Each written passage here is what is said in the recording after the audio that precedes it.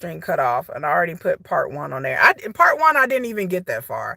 I was talking about Justine and Michael, and I was talking about Melissa and what Louis. They're not there. I don't talk about them. Karak and Brittany are not on there, and then Teeny or Tenny and Rob are not on this episode. So I was talking about Justine and Michael and recapping that situation. But anyway, make sure you thumbs up. Make sure you like both of these videos. Um, like I said, this is part two because my live stream cut off for some reason. Like I said, I'm out here and it's storming, so I'm trying to hurry up. So we talked about Justine and Michael. You didn't miss nothing. Trust me, boo. You didn't miss nothing. Then we go on to Bianca and Daniel. I don't know what's wrong with Bianca. I don't understand Bianca. Bianca is trifling to me. And so I'm not really understanding Bianca's point on, like, I don't, in this relationship. Let me clear up in that relationship. I don't know why. I don't know how Daniel puts up with her. I don't know how Daniel puts up with Bianca. I don't understand how Daniel puts up with Bianca. If Bianca it was a dude and I was dating a dude like Bianca, I would have been like drop kicked that dude out of existence. Like, I cannot stand Bianca. Like, I don't know who her people are, where she got. The whole thing with Bianca and Daniel is that she feels like she left from Florida to came where he was at, that she have sacrificed so much. She has sent him money on his books. She feel like Bianca feels like since she's done all of these things, that Daniel owes her his life. That Daniel basically should do whatever she want to do, say how whatever she want to say, talk to her like she's a princess or a queen, because she's been with him. She's dated him. She held him down while he was in jail. I forgot how long he was in jail. And so now she feel like Daniel just got out of jail like a month. He already got a job. And she feels like this man owes her at the world. So he did mess up in prison saying that he wanted to marry Bianca. He messed up. He should have never said that. But he has a right to change his mind. Like, people are like, other channels was like, well, it's Daniel's fault, kind of, because he has a right to change his mind. Just because I tell somebody I want to marry you and I want to be with you, I have a right to be like, you know what, I thought about it and let's just hold off. So Daniel and Bianca are going to meet his friend Gator and Gator's fiance, not girlfriend, Celeste.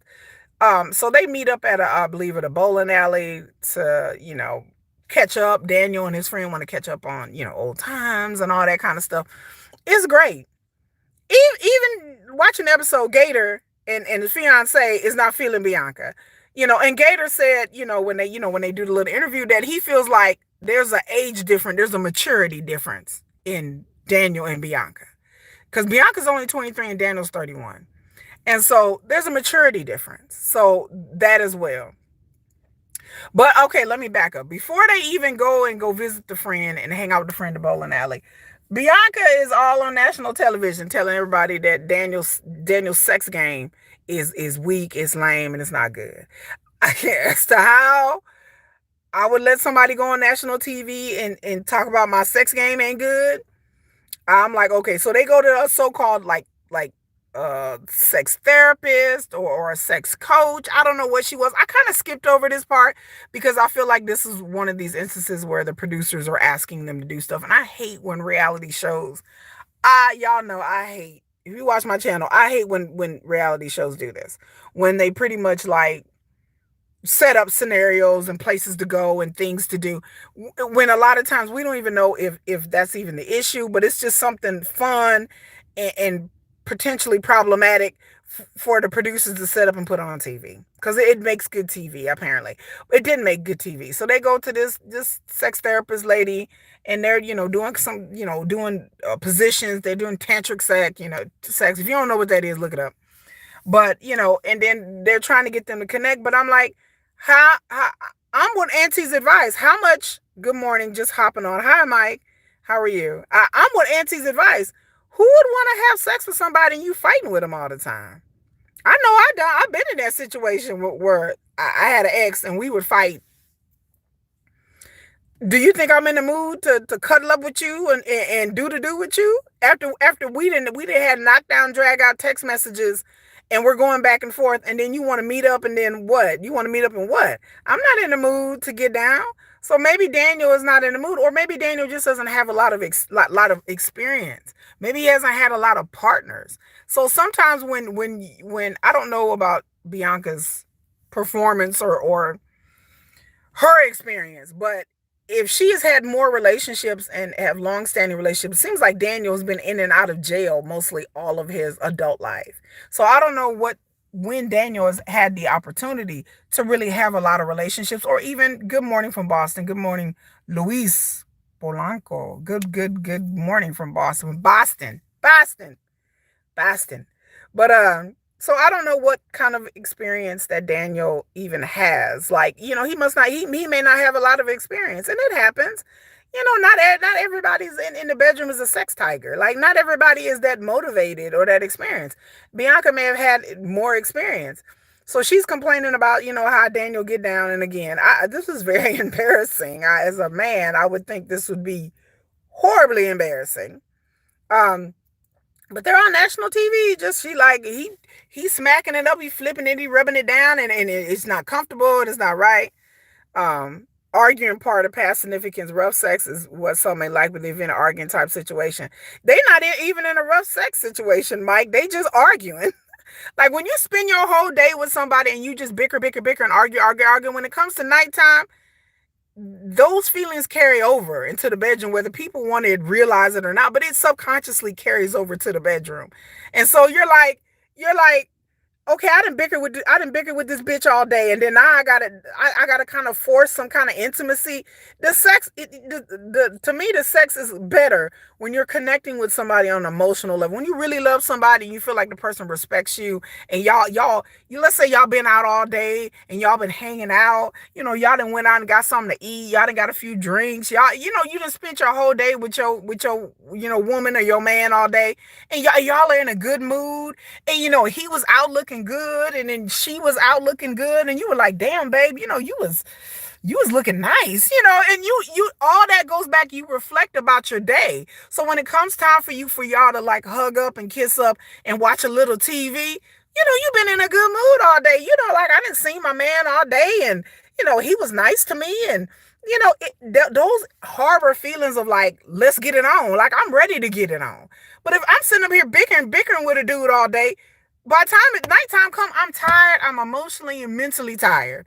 So it's like, yeah, I might have sex with you because, I might want to scratch that itch, but it's not like something I'm going to be really passionate about. I'm not going to be passionate about having sex with somebody that I sat here and argued with and bickered all day. That they didn't sat here and tore me down. And Bianca seems like the type of person that would belittle a dude and just talk to him crazy. Nobody wants to be hugged up with nobody that you're being belittled all day and talked down to. Like, the sex is just going to be to the point where you're just going through the motions. Like, let's just get let me just get my nut off and just go through the motion. So that's Bianca's issue. So they need to work on their relationship, not just the sex aspect. And like I said, and Daniel may not be that experienced. So sometimes you got to teach a person, I like this, I like that. That's where communication, being a grown person and communicating your needs, come into play. If you are in a relationship where you're living with somebody and you're complaining about the intimacy and you can't communicate, I don't think Bianca could communicate what kind of milk she liked. I don't think Bianca could communicate what color she liked. Communication is not her strong suit. So when you get a person like that just want to yell at you, that just want to be like, sex ain't good, and this ain't good, this trash, your dick ain't good. When you get a person that come at you like that, you're not going to be really motivated to try to change and try to make it better. So them going to a sex therapist or coach or whatever, again, I think it was for the cameras and for the show. So Bianca and Daniel, they go and hang out, like I said, with his friend Gator and Celeste. And you can tell that the friend is just sitting there looking at her like, why, why are you with this chick? Like, the whole entire time, the friend's body language and the way he looking is like he's trying to be cordial, and he was cordial and nice. So they go to the bowling alley. So the girl, Celesta, I think that's her name.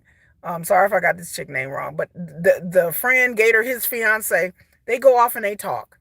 And so, and of course, Bianca got to get a vodka cranberry. So she got to talk because she need to have alcohol. And then once again, Bianca has no filter. She's just telling this girl all her business. Well, I want to get married, and he promised me to get married. And the girl just sitting there looking like, okay. And then Gator's over there with Daniel, and and asking what's going on, because Bianca start out foul. Like, there are certain things you don't talk when you going to meet your man and his friends, and y'all have had arguments or disagreements about certain things. That's not the time to bring it up when you're sitting around out. Like, it's not the time to be like, well, she got a ring, I don't have a ring. Like, just I mean, like I said, if I had to deal with a woman who talked to me like that, and if I was a man, even if I was a chick and I deal with a man, me as a woman dealing with a man and talk to me like that, I would have walked off. Now, I understand Daniel's in the situation; he just got out of prison, living with her. There's no way in hell I would live with Bianca. I couldn't live with a person like that. She takes every chance to jab at Daniel, to poke at Daniel all the time. She doesn't respect Daniel. She thinks Daniel should respect her, and it should just go one way. Bianca wants to control in a relationship, and she's childish on top of it. So that's just a recipe for disaster. So, like, she gets mad. What she got mad about, I don't know, because I guess she was sitting there going in on him about not getting married, and he just kind of ignored and was gracious. If I was a dude, I would have told her, look, are you going to shut the fuck up or not? Like, that's how I would have, but that's me.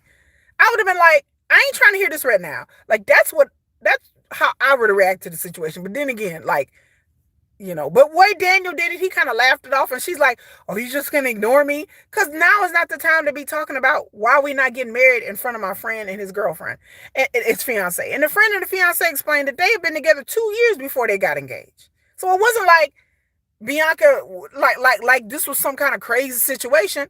They told her, oh, it was 2 years we were together before we got engaged. They had to be sure that they really wanted to be together. And then on top of that, they were saying, well, we had to make sure our relationship was stable. We had to make sure we really got along. Bianca don't want none of that. And a friend was telling them, like, why would you want to be with this kind of person? The guy was like, bro, like, she's crazy. like this chick is foul. Why are you with this woman? And it's Daniel's right if he doesn't want to get married right now. And if they're not getting along, what is the point of what is marriage gonna do? Just makes it more complicated and harder for you to break up. Like I said, the only reason I think Daniel's with her is because he needs a place to stay and she got some money.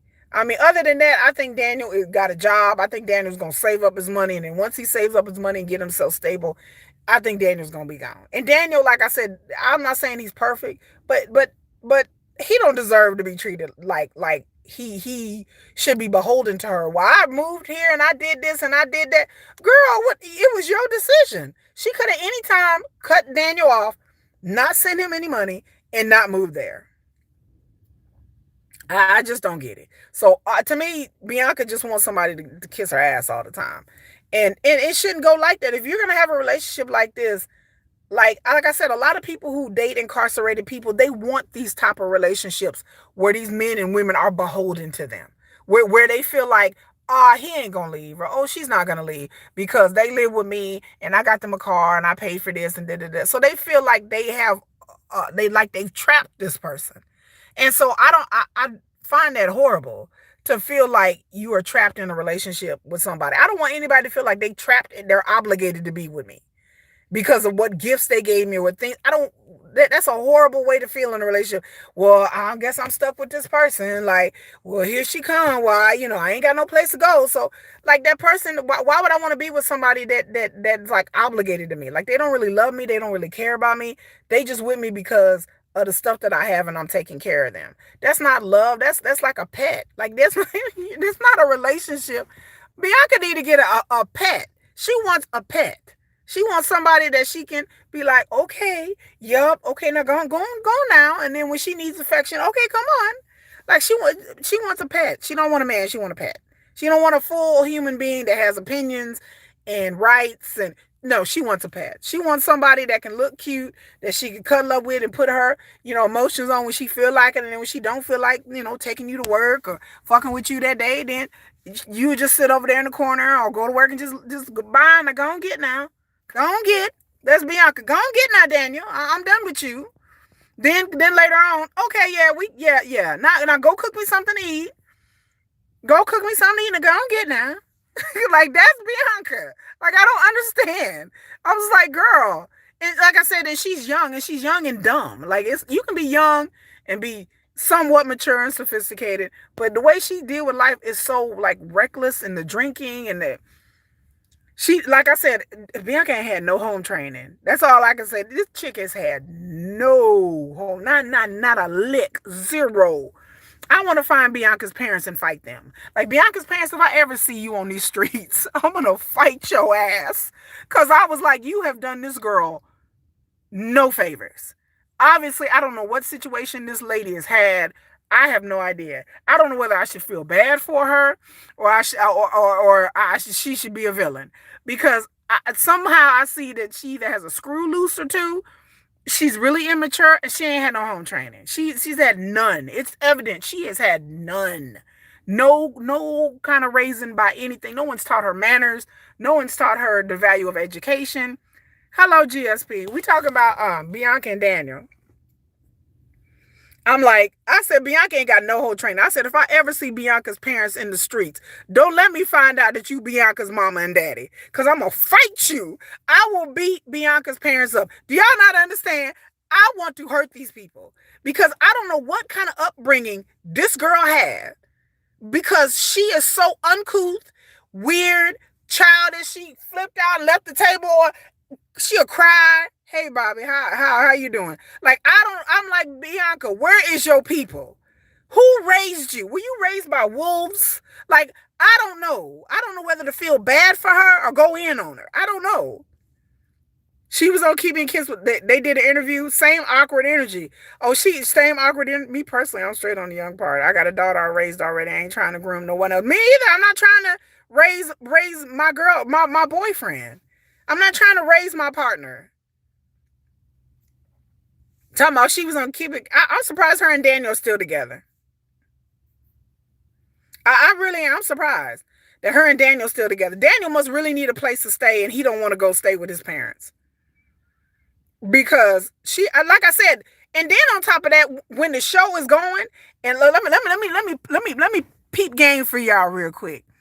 When these shows is on, and these people come on these shows, these people come on these podcasts and YouTubers, and they do interviews, and the show is still going. Have y'all noticed that, like, right after the show end, then like a couple of weeks later, we'll find out that they ain't together no more. This happens all the time on 90 Day and Love After Lockup. They'll come on Kibbles and Bits or whoever's show and do an interview, and then we'll find out like 2 weeks after the show end, they're not together. So a lot of times when these people do these interviews, I don't even believe in half the time that they're still together, because they don't want to break their NDA. They want to get publicity on the show. So like I said, if you noticed it, this happens a lot. There's plenty of couples that done interviews throughout a whole season, and then like right after the reunion show or the tell-all, or right after the show, the season then ended and they not coming back, then you'll figure out they ain't together. Just like True. And they want to get paid too, Bobby, right? They want to get paid. You said Daniel was in the background barely in the interview and they were arguing as usual. Right. Like I said, we don't even know if Daniel even lived there anymore. These people will come on camera and they'll sit up there and they be like, oh yeah, we together. And they sit right next to each other, baby. The show will end and they'll be like, oh, well, they're not together. Just like I said, if y'all ain't read that, True and Shanta ain't together, and True got a whole nother girlfriend.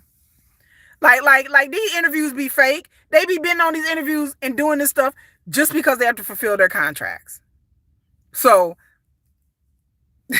they like, well, we got to do this interview. Well, come on, Daniel. Like, look, you come over and we'll do this interview and just sit in the background and pretend that we together. Like, so I don't believe these couples when they be together, because again, after the show, we'll find out they'll have a whole nother girlfriend. They'll be like, oh, they've been dating this other chick or this other guy for 6 months. And then you be like, well, I just saw them on the interview like a month ago. Yeah, and they up there on the interview pretending they together. They just be faking. But I don't know who Bianca's people are. I don't know.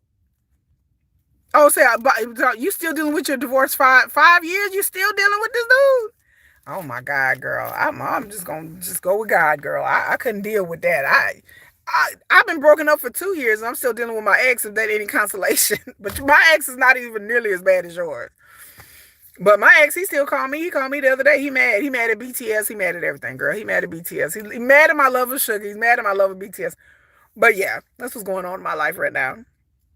But I'm sorry that you can't shake. Sometimes you can't shake an ex. I had an ex-boyfriend that took me years. But it finally just in the past year and a half that one dude I dated before I even got married. And it took me like 10 years before the dude would stop popping up in my DMs on Facebook. I just be like, okay, I'm married, I got kids. He would still pop up from here to there in my DMs on Facebook. I would have to block him. He would start another account. Like it was a whole thing. Like it was a whole. It took me forever. Man, he is mad at BTS.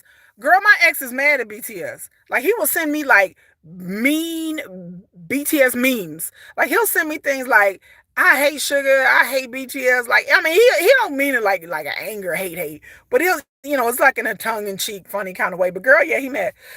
He mad at BTS. He mad about my love of not and really not BTS, but just my love of BTS. He just don't get it. He don't understand it. He feels like it's distracting me away from him, which it is. Like I'd rather be at home, sipping on a glass of wine and watching BTS videos and talk to him. He called me. I'm just like bloop bloop. You just bloop bloop. I'm be like anyway. Back to watching my video. I do. I'll be sitting at home with my Chardonnay, just watching my BTS videos, and then some dude to text me and call me, and I'm like, do I really want to answer this call? Do I want to answer this text? I'm like, no. So back to watching my BTS video.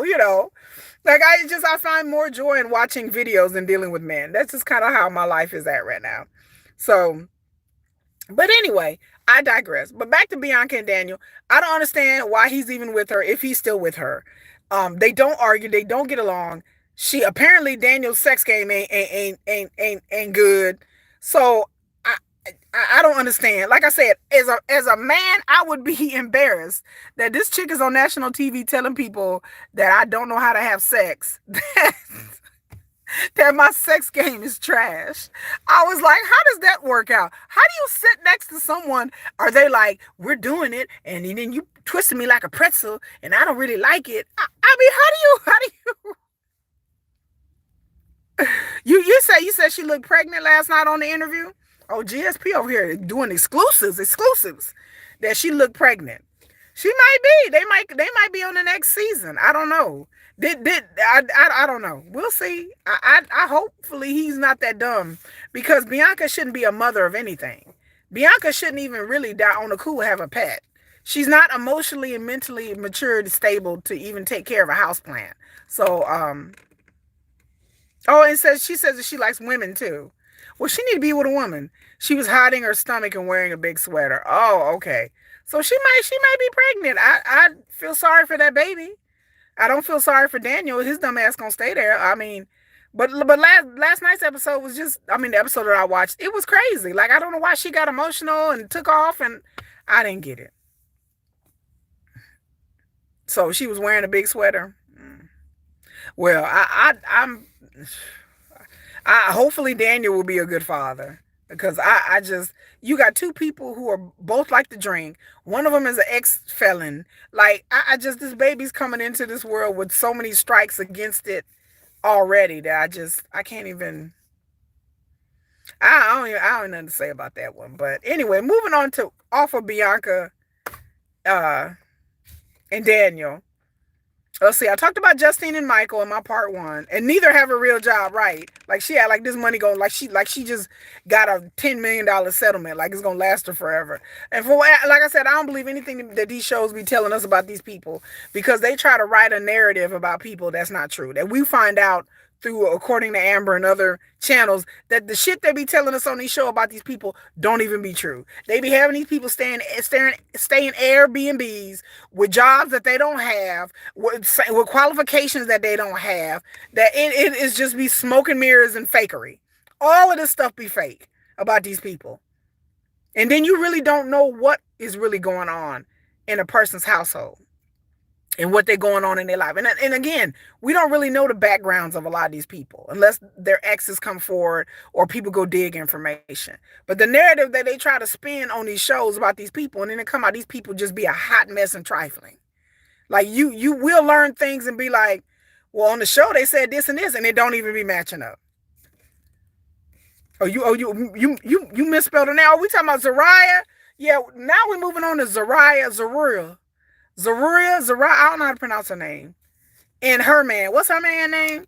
What's her victim? Her victim name? What's Zariah and her husband. Okay, I forgot his name. His name escapes me right now. So I don't even know where to start. Yeah, they got to stay in the Airbnb because producers don't want to go to the hood. Is that true? Troy, that's true. Like all these people be like, "Oh, we're here," and they be at whole Airbnb. They be filming in an Airbnb, and then they go back to their real homes. Like it's so stupid. So like Troy and Zaruria are arguing again for the 80th time. Again, they starting to get a little stale and a little boring. Apparently they're having this event, and the event is for their fake ass charity. Yeah, I said it. They fake ass broke ass charity that apparently they don't have any money to sustain, but apparently they still have an outreach company program, but they don't have no money for it. Troy seems very sad and stressed. But Troy seems very stressed. Like y'all pray for Troy. Troy seems like he gonna snap at any moment. Like that, like Zariah got Troy so like over here like a nervous animal. He be in the corner just don't know what. Just well, honey, baby, calm down. And Troy, all Troy really wants to do is see his daughter. So Zariah is like, I don't get along with Troy's baby mama. Now I may have missed something.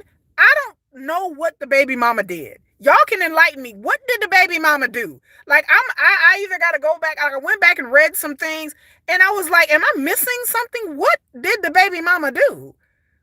Be right back. Okay, Bobby. I didn't know what she did, cause I was like, to me, the baby mama didn't try to fight Zariah. She didn't. I didn't know what she did. I said maybe I missed something in an episode. I have missed an episode or two. I don't think the baby mama cares either. I just don't understand why Zariah hates the baby mama so much. But they did have Miss Karen on the episode. Miss Karen can have her own show by herself. Oh, you think it's her? Yeah, that's what I'm saying. It's her insecurity because I'm sitting there thinking, I'm going back and reading, and I'm like, what did she do? And I'm like, I didn't really see the baby mama even do anything. I didn't see her be rude to Zariah. I didn't see her do anything. So she was like, well, no, it's going to be some mess if you invite her and your daughter. And I'm like, where? And then when the daughter did come to visit at the beginning of their segment, the daughter came and visit and hung out with Zariah's son. You love Miss Karen. Yeah, at least you know Miss Karen keeping it real. I love Miss Karen. Miss Karen need her own show. I'm telling you, she needs her own show. But so Zariah's son meets Troy's daughter, and he was like, I always want, and I don't know, like I said, I'm not trying to say nothing about no kids, y'all. Y'all know I love the kids. I ain't trying to throw no dispersions on a child. I'm not gonna do that, okay? But that son, he's supposed to be 11, almost 12 years old, and I'm just like, I don't know. Like I said, I don't know. I can't speak to things that I'm not gonna speak to. But there's something off about her son. And like I said, I mean this with all the deepest respect and love. I don't mean this in a bad way. But I think maybe he may be delayed or something. Like I said, I'm gonna get off that. Maybe he's on the spectrum, maybe so. But he seems sweet though, so I can't say anything. But Zariah is just fussing at Troy because she's like, well, this is not the time because the anniversary, their wedding and marriage anniversary is the same date as the event. To me, I'm just like, who cares?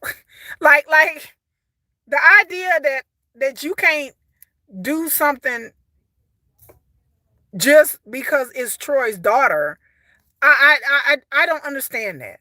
I don't care who I got to be around. I'm gonna be cool when it comes to kids. I'm cool. I'm easy. I don't care who I got to be around. I don't care if I got to be around some people I don't like.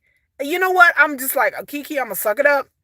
I'm just going to sit there and I'm going to sit back and I'm going to be chill and I'm be easy. And then another thing I noticed, like, she was like, well, she got to come. Why would I send my kid off to be in a home that I've never been to? Like, you crazy. As a mother, I'm just going to send my kid off to go visit her dad, and I ain't never been to the house, and I ain't never seen where y'all live and what environment my kid is going to, you lost your damn mind. Like, girl, I'm finna get into that layer of makeup. So I just understand like Zariah's whole lack of logic, but then again, the whole season, she had no logic and no sense to her. I'm like, why would this woman just send off her kid? Like, why would I send off my child to go visit y'all in y'all home and I ain't never been there before? You done lost your mind. Like, maybe some people do that, but I would never in my right mind. And then Zariah, when I finally got to like look at her face with no makeup on, because whenever I watch it, when I watch it on these rewatches, sometimes the video quality don't really be that good. So I really watch Zariah with like I really see, like I got up close to the camera because I wanted to see what everybody was talking about. And her face, I mean, are we not going to the dermatologist? She needs to go. I look super cute today. Oh my God, girl. I got my little hat on. Girl, this is me about ready to go to the gym. Y'all see me with my little sweat. This is my kid's jacket. I'm ready to go to the gym, girl. I'm sitting in the car waiting to go to the gym. Waiting to go to the gym. Y'all want to see? This is where I live. This is where I live. This is where it's hot. But yeah, I'm fixing to go to the gym. But thank you. But Zariah, her face, I guess you 35. Girl, I appreciate it. 50, girl. I'm 50. 50, 50, 50. Oh.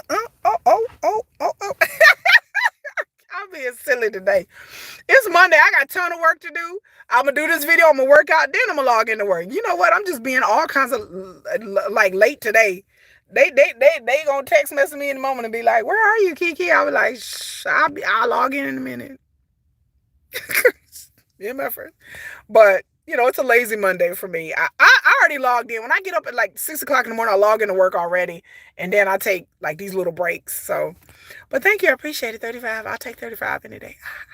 Somebody was on my other live stream, my other channel was like talking to me. And I was like, bitch, I was about to say, bitch, you younger than me. The chick was like 46, 47 years old. I'm like, bitch, you can't tell me nothing. I'm 50 years old. Girl. I mean, wasn't that much older than her. But she was talking to me like I was some little kid. And I'm like, ma'am, I'm not some little kid. Like, I'm a grown-ass woman. Like, don't talk to me like I'm one of your daughters or something.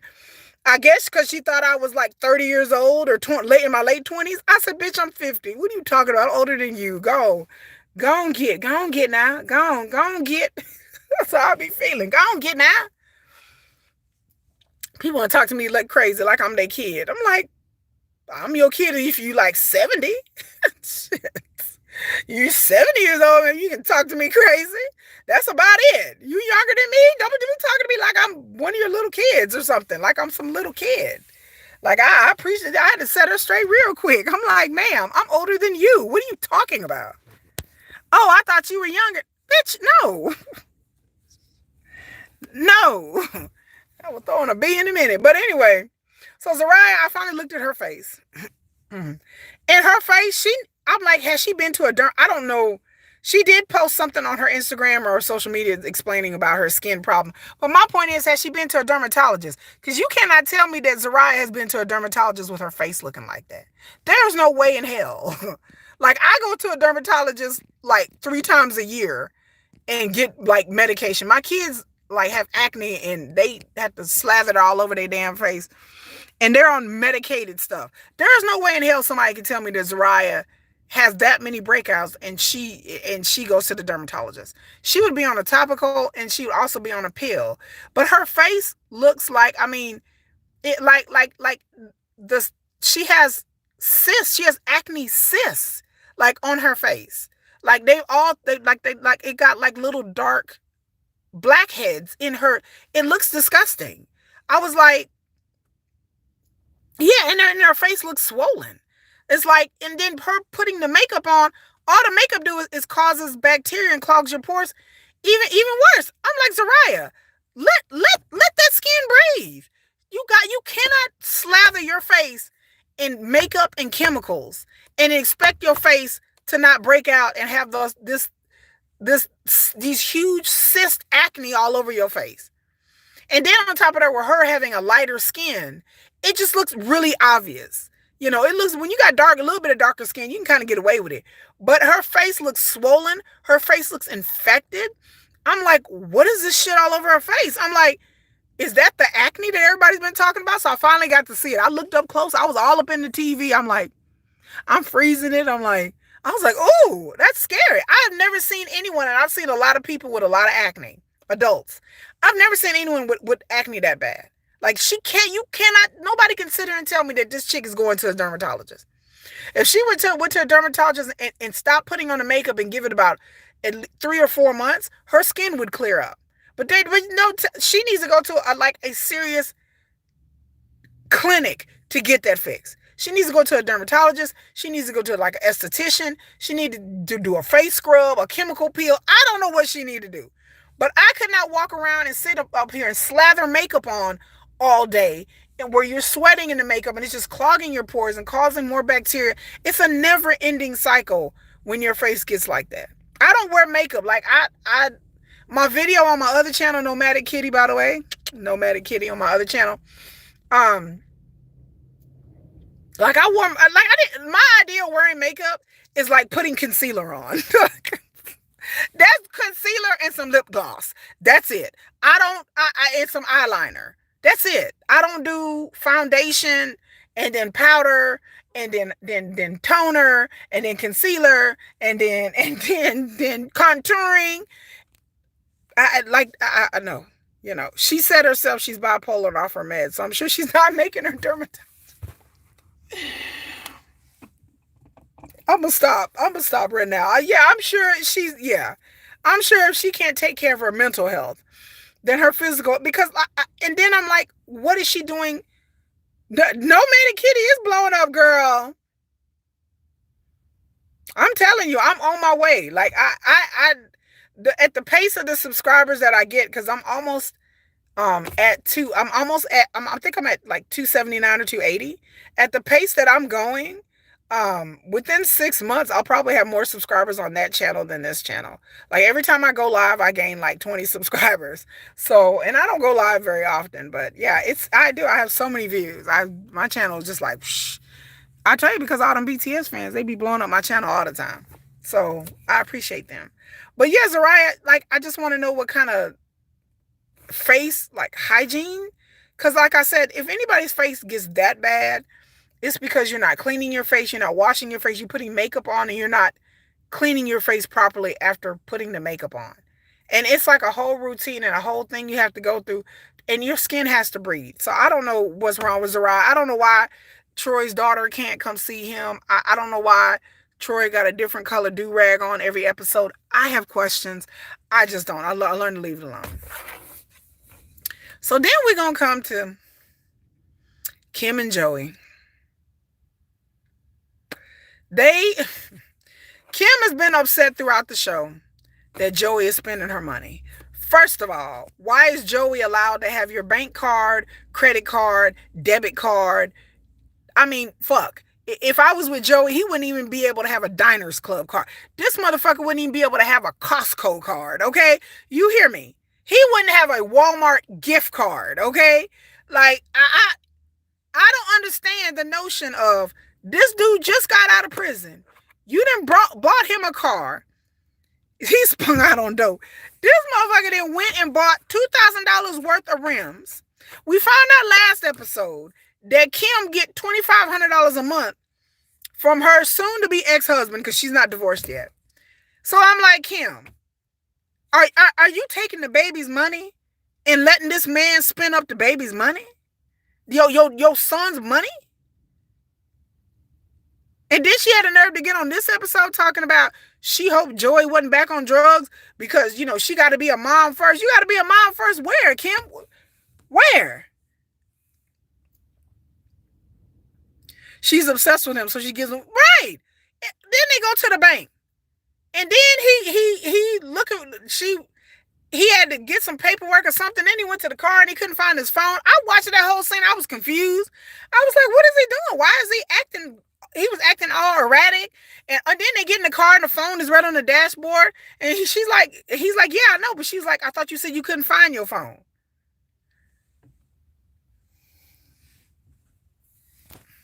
Child, I'm confused.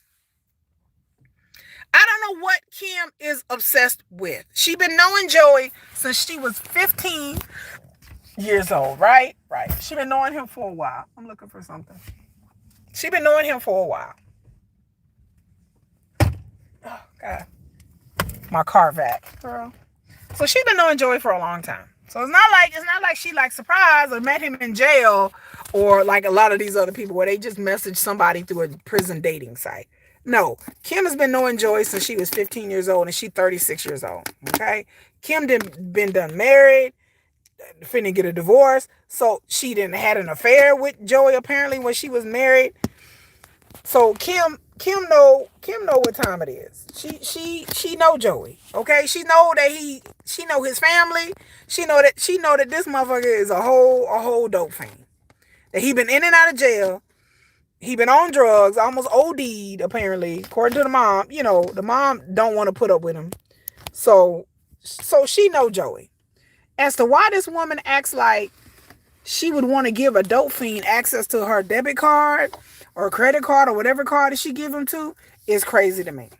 So what I heard from according to Amber is that Kim's soon-to-be ex-husband, or I don't know if they divorced now, that he looking into like, you know, what I guess he's filing a complaint with the state of child support or whatever, that, you know, what the money is going to. He spent $2,000 on rims. She don't make nothing, but they were saying that Kim don't make nothing but $15 an hour at her job. So what? So in other words, you're gonna let this man take money out your kid's pocket to go roll around in the car that you bought with rims that you bought, go to a bank to put him on an account, then have the nerve to tell the bank guy when Joey was out of the room, well, can we drop the limit down, or can I get alerts? And then have the nerve to sit up there and be like, well, I can't tell him I put alerts on it because he gonna get mad. When the hell? I'll be damned if somebody gonna get mad because I'm watching my money. Joey ain't got no job. Well, I don't want Joey to know I have alerts. For what? Why? Well, it's my fucking money. Yeah, I got alerts. Yes, because it's my bank account. It's my money. Why would you even put somebody on your bank account that ain't got no job, that just got out of jail, and that's a quote unquote former drug addict? Why is that a thing? Like again, I want to ask, who told Kim this is how you do relationships? Who told Kim that this is what you do? Who was sitting around like, girl, well, you know, when he get out of jail, girl, you know you got to put him on your bank account, girl. Like, why can't you just give him some money? If he need gas money, I get a gift card. I give you about a couple $100, you know, a week or whatever. He not going nowhere. He not doing anything. He don't have a job. So why would this person need access to your bank card? He's not working out of town, and he needs some money while he out of town, or he's working on an oil rig somewhere. And girl, you know, I ain't got my bank account yet. No, you get a bank account when you get a job and get your own bank account. That's kind of how that works. She's desperate to keep him. But I want to know, GSP, how does that conversation go? How do you sit down with somebody and be like, well, I just got out of jail, so you know you got to put me on your account, right? Or did she just volunteer? That he probably didn't even ask. My theory is Joey probably don't seem smart enough to even understand how anything goes. Joey's probably never had a bank account in his fucking life. So my mind is that she volunteered to do this. That she was like, oh yeah, I'm going to put you on my bank account. Why would you volunteer to do that? And he just got out of jail. And then after he spent the $2,000 on the rims, why would you continue him to have access to your account? $2,000 on some rims? That could have been $2,000 to her house. And yeah, and then she had to borrow money from her dad, and then had Joey ask him, what the fuck shit is that? It's your dad, Kim. And then the dad is just sitting there like, okay, I wouldn't have gave up. The dad said he only gonna do it because the grandkids, because he loves his daughter and he loves his grandkids. So thank God that you got a dad that actually gives a shit about you and wants to help you. Because the way the dad was looking, he sure in the hell don't trust. He don't trust Joey. He was like, I don't trust you. It's like he's her oldest son. Yes, it's like you have a whole nother dependent, girl. He ain't got no job. He ain't got a pot to piss in the winter. He ain't got nothing. And like I listened to Auntie's advice before I came here, and she was speaking facts. Being a father or a stepfather, a natural father, a father figure, whatever you want to call it, is more than just Joey out there finding a job. Yes, you have to contribute and you have to help provide. But then also part of being a father is teaching your child lessons. Learning your kids things. What the fuck is Joey gonna teach her kids? How to run the streets? How to be a dope fiend? How to commit crimes? Now, I'm not saying just because you're an ex-con that you have no worth, that you can't be educated and you can't, be a good parent. You can do all that.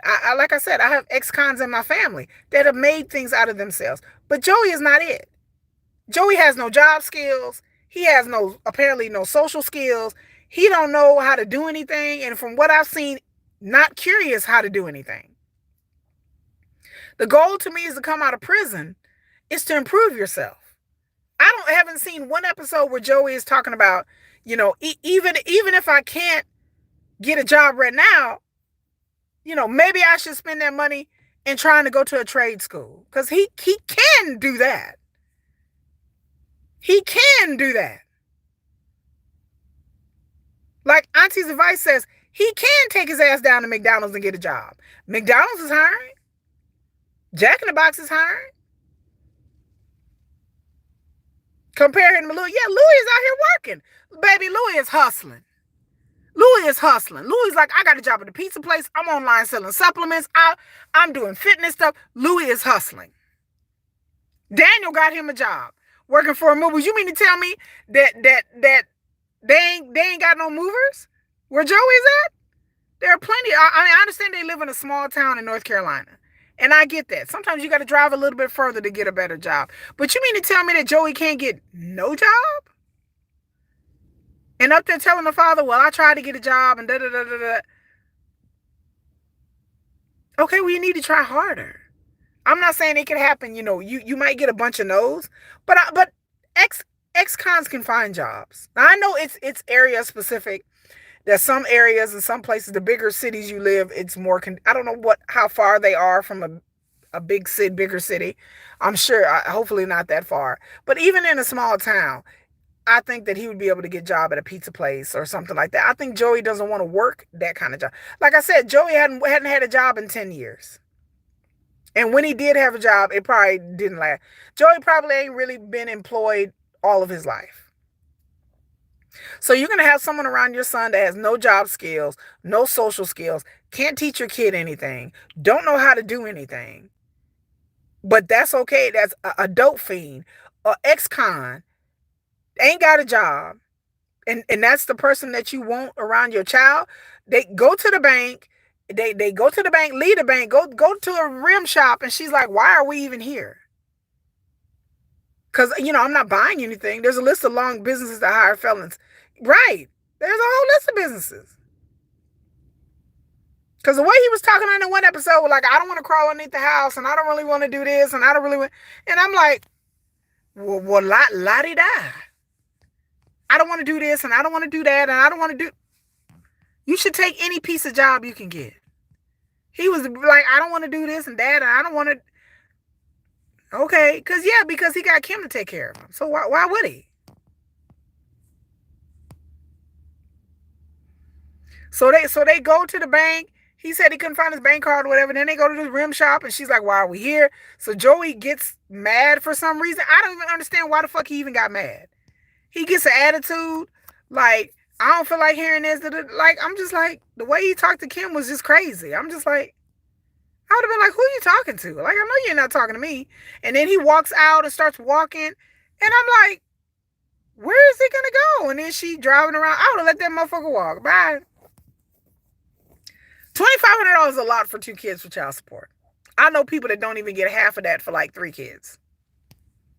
So her ex-husband or whatever, soon to be ex-husband, must be making good money. Because $2,500 a month for 2 kids, that motherfucker must be making a lot of money. And the idea, I would be furious watching this show, knowing that I'm giving money for my kids, and that this MFer is laying up in a house, that this MFer is out here buying rims, and she bought a car. And I'm like, I wonder where she got the money for the car from. And then they want to get a house. They want to get a bank loan. Joey ain't got no credit. He ain't got no job. He ain't got no money. She didn't even have the $7,000 to even pay for the house. That they had to borrow the money from the dad. But you want a house.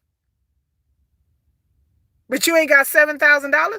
You mean to tell me you just blew through all of this money? So on top of her salary, the job, she makes $15 an hour. So on top of that money and the $2,500, and I know where they staying at. The rent probably, she was saying, I think it was $1,600, $1,700 a month. I think she was saying. So, right, sell the rims. So you in that much of financial straits, and then you gonna buy this man a car and let him buy the. You could have kept the money, and been like, no, I can't get you a car. Get a car for what? He ain't got no job. So he can drive around your kids and picking up your kids. Well, what the fuck was she doing before this motherfucker was in jail? She had kids then? The kids got to daycare. I don't know if her mama or her friends was doing it. He need a car so he can drop. Can he drop her off of work and take the car and then go and drop the kids off? I don't know what hours she work and how realistic that is, because sometimes people can't do that because of the hours that they work. The time that she got to go in. But I'm like, she did just fine before he got out of prison. She was dropping the kids off at daycare somehow. Now all of a sudden he needs the kids because using the excuse that he needs to drop off the kids. So her and Joey get into it. She drives and she's like, get in the car. Da, da, da. I don't know what Joey's problem is. They come back home. His mom is watching the kids. He didn't even greet the kids. He didn't even say hi to the kids. Nothing. He go lay down in the room with his clothes on. He didn't even change his clothes. He lay down talking about, I'm going to sleep. I'm tired. The whole entire time he was at the bank, he's over here like this. Yeah. Joey looked tired. Tired for what? You don't have a job, MFer. You're not doing shit. What the fuck are you tired for? Nobody knows. Yeah, his mom just happy that he ain't here.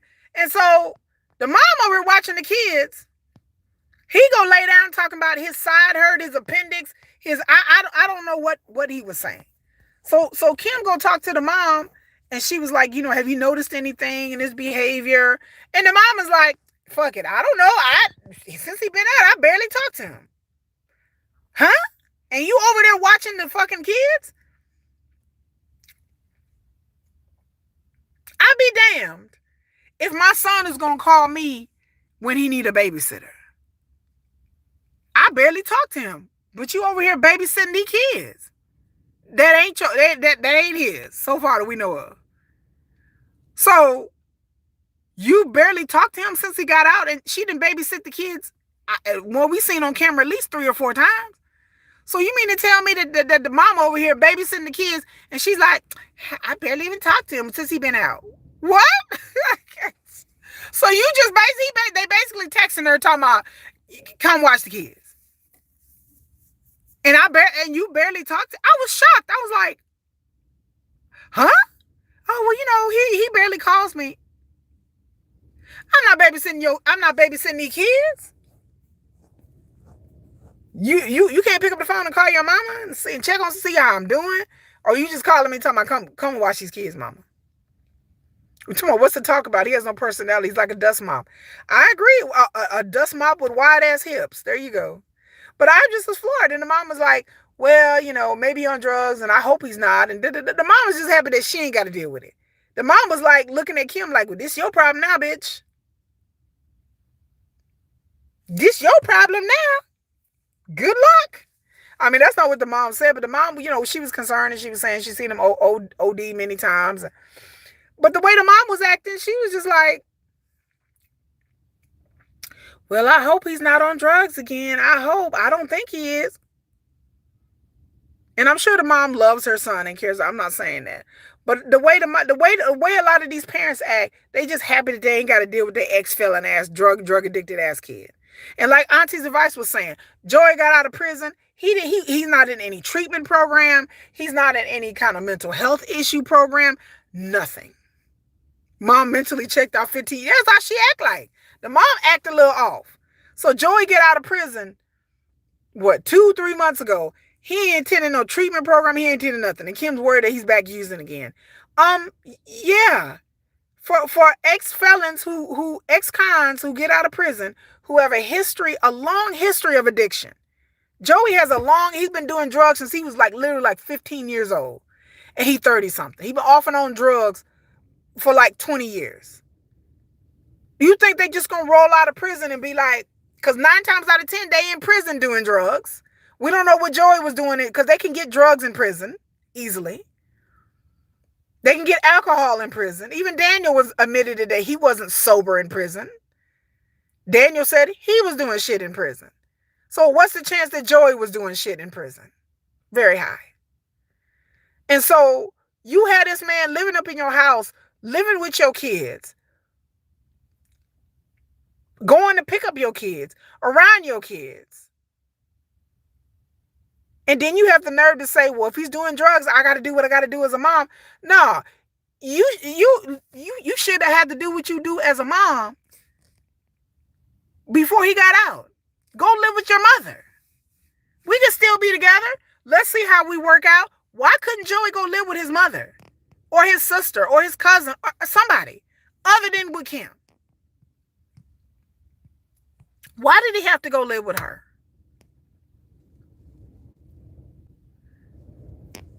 I don't get that either. Why did he have to have access to her bank account?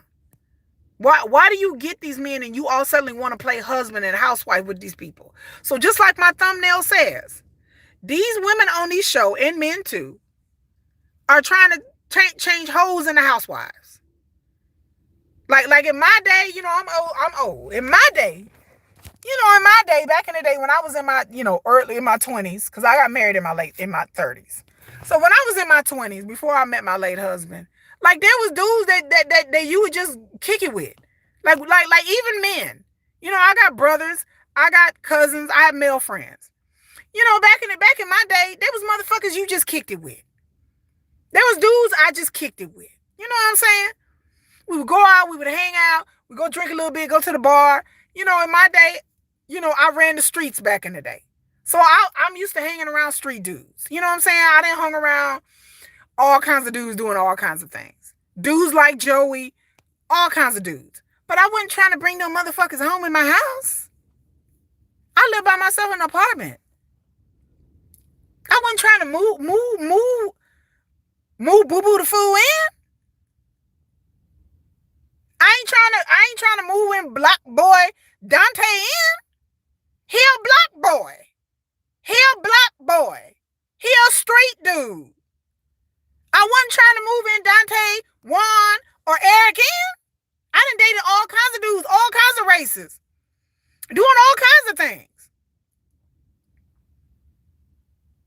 You don't move in the black boy. He for the streets, sis. The dick was good. Yeah, that dick was good. He was fun. He was cute. He had a nice body. Joey ain't even got none of that. Joey ain't cute, fun, and the body, he badly built. So he ain't even got that going for him. The sex may be good. I don't know, Kim. It ain't that good. It wouldn't be enough good to put up with that. But I'm just saying that you leave a black boy on the block. I had a dude I was dating I would pick up. We go hang out. We go over my homegirl's house. She was dating one of his friends. We would go over there, hang out, watch movies, get some pizza, have a few drinks. They do whatever they do. Woo, woo, woo, woo. George got a tripping. Is that what a tripping body is? I don't know what a tripping. Them wide hips and that hanging gut, baby, that's not attractive to me. Ain't nothing cute about Joey at all. That the way his eyes looking, at pale skin and sunken in cheeks, but your face, your cheeks all sunken in, and your eyes are all got dark circles. But then you got a whole fupa, you got a whole gut and wide ass hips. Like, I don't even understand that. I don't even understand that whole look Joey got going on. But like I said back in the day, you know what I'm saying? I went out and had my fun. But never in my mind did it ever cross me to be like, oh, I'm gonna move this dude in my apartment. Never happened. I ain't moved no dude. I've only lived with one. I've only lived with. I tell people I only lived with one dude in my entire life. And that's my husband. My husband was the only dude that tell me he's gray. He's something. He pale, sickly looking. That don't look healthy. The way Joey look. But I never moved the dude in. You can't turn a hoe into a house husband. You can't turn a hoe into a housewife.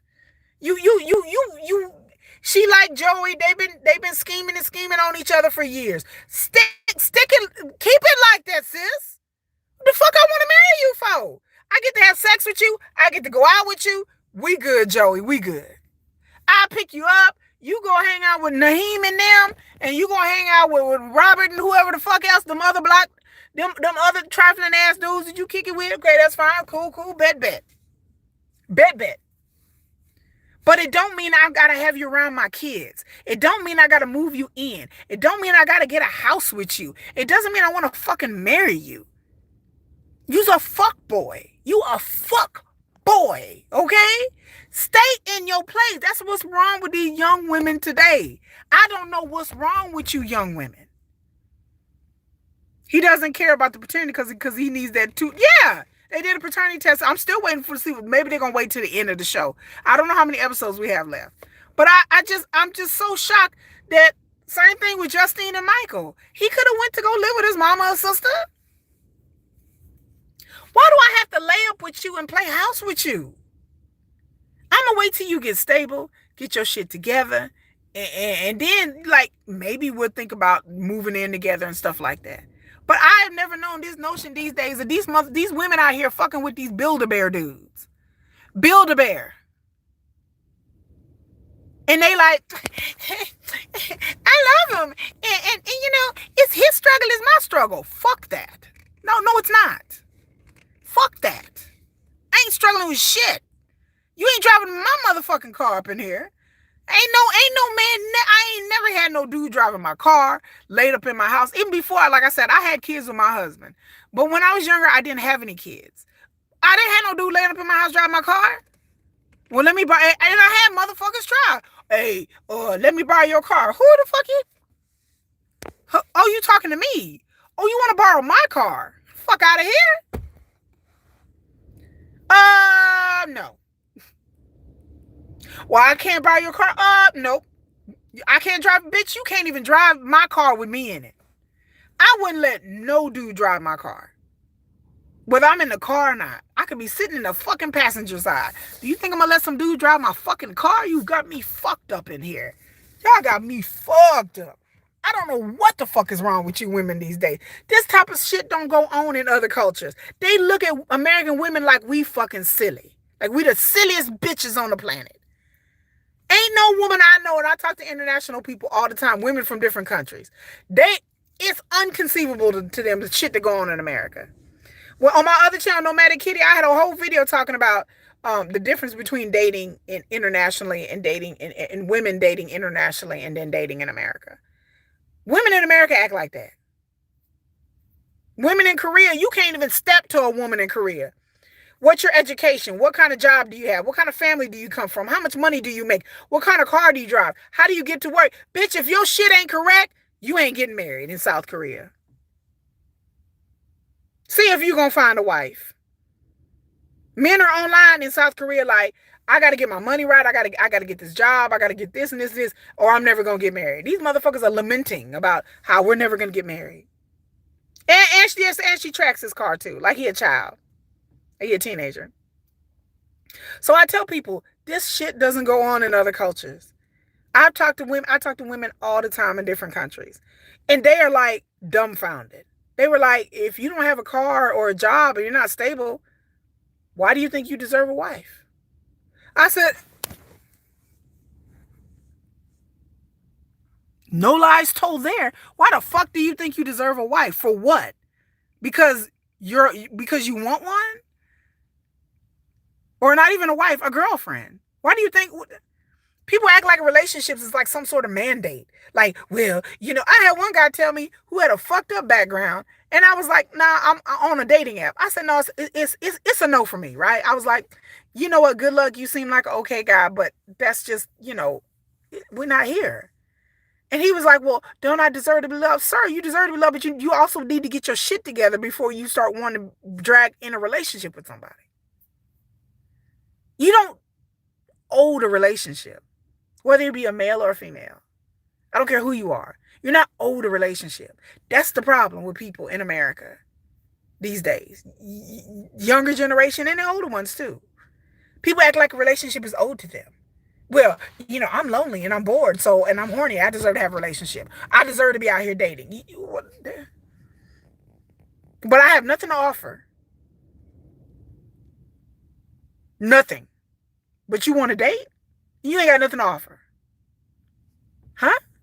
You living in your mama's basement.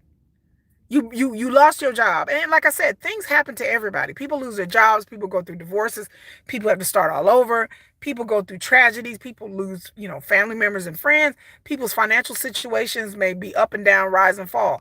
All of that happens. But get your shit right before you start dating. But nobody wants to hear that. Nobody wants to hear that in America. I'm here to tell you that. I'm here to tell you.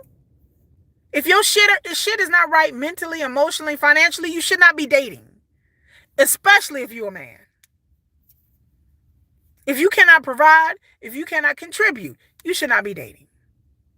If you have a lot of baggage, if you're mentally unstable, if you strung out on drugs or alcohol, you should not be dating. Nobody wants to tell you motherfuckers that. Everybody's like, I deserve to be loved. I should have a relationship. I want to date. Act like this is some kind of sporting game. Like we're talking about you getting a motherfucking Subway sandwich. When you're dealing with another human being, another person, then it's a big deal. People in other countries take relationships seriously because for them, relationship is leading to marriage. But in westernized society, people just date around like in sport. People date for therapy. People date because they're bored. People date because they need to be entertained. People date because they need companionship. People date because they're horny. People date because they're hungry. They want somebody to take them out to dinner. People date because they broke and I need this man to pay my bills. All of that is like, yeah, he cool, but I just need somebody to go out with on the weekends. I'm bored. Every other reason besides the fact that I can really offer something to somebody. I'm a good person. I like somebody to add to my life. I want to add to their life. That's the reason why I dated. That's the reason why I would like to have a partner. Not because I need somebody's money. Not because I need to be entertained. Not because I need somebody to love me because I don't love myself and I really need somebody to pay attention to me and love me because I really feel bad about myself, but I need you to make me feel better. I've done the inner work of getting myself. I love myself. BTS tells you should love you. BTS told me I love myself. Shit. That you should love yourself. And so once you love yourself, you're like, I'm not just going to take anybody anything. Imagine Joey in Nigeria. He'd get nowhere. He'd really get nowhere. But the idea that people act like relationships and being with somebody is like some God-given mandate when other countries do not see relationships this way. You should not be taking good time boys and motherfuckers that's for the streets and turn them into husbands. And then when they don't turn out right, when they have anger issues, when they go back to drugs, when they out running the streets, when they out fucking everybody else, then you sitting there like, then you end up having a baby about this trifling ass dude, and you sitting there like this. I didn't know what happened.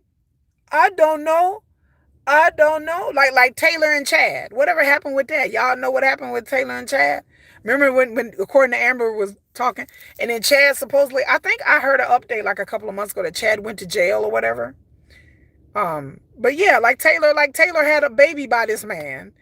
He out here with some 20-something-year-old woman he met online that worked at Walmart.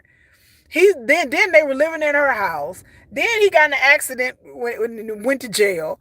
Like, he got an accident, almost killed a guy because he was probably under the influence. Why would you want to invite that kind of drama in your life? And then hear Taylor jump into another man. And his new girl is pregnant too. Well, there, you tell me something then, girl. Yes, and then here Taylor jumping. I heard online she was taking pictures with another dude. That quick, like right after her and Chad broke, like all that was going on. Here she with another man, hugged up on Facebook or whatever, talking about, hey, I love him. He treats me so well. Girl, do you even know this dude? How would you jump from relationship to relationship and you have daughters? You have kids. Alyssa, that new girlfriend. You have kids. Why are you jumping being with another man? Don't you need to go sit down somewhere, get your money right, get your mind right for your daughters, concentrate on what your daughters are doing and what your kids are doing instead of running behind man after man. Ladies, I don't know how we got here, okay? I really don't. I mean, there's always been women that just accepted any kind of thing, but now it's to the point where it's like an epidemic now. Now it's just motherfuckers running around, they just gotta have a warm body. They ain't gotta be cute. They ain't gotta wash their ass. They don't men who don't know how to clean themselves, much less a house. They don't know how to take care of no kids. They ain't really never had no job. They own drugs. They drinking. They smoking. They out with their friends. And then you just sitting here like, well, you know. And then you get screwed over and cry to your friends and be like, oh my God, girl. Like I said, I have no problem with anybody sleeping with anybody. I have no problem with anybody dating anybody. I have no problem with that. Like, again, in my day, we knew dudes from the streets was for the streets. They was for the streets. We stayed in our lane. I'm going to school. I'm in college. I was 20s. I was in school. I was in college. I dated street dudes. I was not taken seriously. I'm going to college. I have a job. I have an apartment.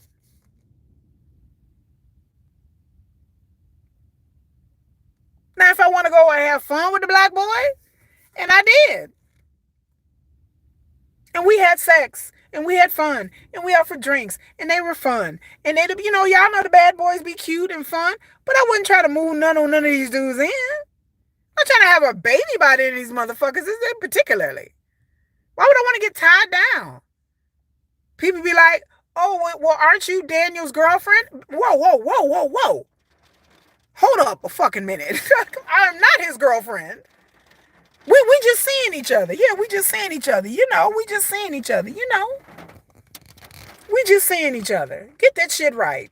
It would be an insult for me to be up here trying to claim a motherfucker. You understand? Like, I was insulted that motherfuckers would be, that I went somewhere and this motherfucker's like, this my girlfriend. I would look and be like, we friends? We're friends. We're friends. Or we're dating, we're seeing each other. I wouldn't even claim that. We are friends. We smashing. That's about it. I'm not trying to be your girlfriend. It's starting to rain here if y'all hear it. I'm not trying to be your girlfriend. Fuck, I'm trying to be your girlfriend for. We're not in a committed relationship. No, we're not. But now these days, these bitches be like, man, he called me his girlfriend. Oh my God, he called me his girlfriend. And then the motherfucker ain't living in the basement with his mama. He working at motherfucking Mickey D's. And then here your ass is working on your second bachelor's. In other countries and other cultures, it's an evenness. People stay in their lane. If you got a family restaurant and you're working at the family restaurant and you know it's a small business and you make an honest living, then you will meet another girl in your neighborhood or in your same socioeconomic strata. Like, you will meet the girl that is maybe she's working in a restaurant too. Maybe she's working in a retail shop. Retail people fucking with retail people. If you are going to the university and you have a degree and you have your bachelor's, and you're like, I got dreams and I got hopes and I got aspirations, and I want to be a teacher or a dental hygienist or a lawyer, and I'm going to a trade school and this is what I'm doing. Then you meet Eric over here, and he's going to a trade school and he wants to work construction. He's going to be a journeyman, and you go roll off and be in your middle of America, middle income life. If you got a degree and you're going to Harvard, and you're like, I'm going to Harvard, I'm going to be a graduate of Stanford or USC or whatever school that you're going to Howard University, and you're like, I want to be a biology teacher, or I want to be a microbiologist or a doctor or a lawyer or a chemist. And then you go out and meet somebody that's on your same level professionally. Yes, Eric, damn it, Eric. You meet your same level professionally. So you meet somebody else that has a college degree. Or you meet somebody else that has their own business and they have a thriving business. Or they in real estate and they're going to be making six figures and you're going to be making six figures. Stay in your lane, people. But now these days, you have motherfuckers with bachelor's degrees dating motherfuckers that work at Walmart. The fuck out of here.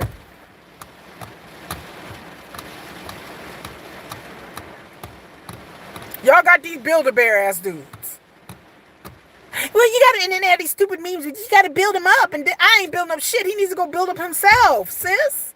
Not me. I'm not his mama. He needs his family and himself to do that. Why the fuck am I working at Walmart and I want a trial lawyer? So, bitch, I'm working at Walmart. I'm booping, boop, boop, boop, boop, and then I'm finna get with some dude that's a lawyer. For men, this doesn't happen. Most men who are lawyers that I know of in real life, like successful men, have successful wives or educated wives. They may be staying at home, but they have education. Yes, a trial lawyer, yes. Like, I'm going to work at Walmart. I'm going to be sitting up here at scanning your groceries. I'm going to be sitting here working at the fucking CVS as a pharmacy tech. And I'm going to get a trial lawyer.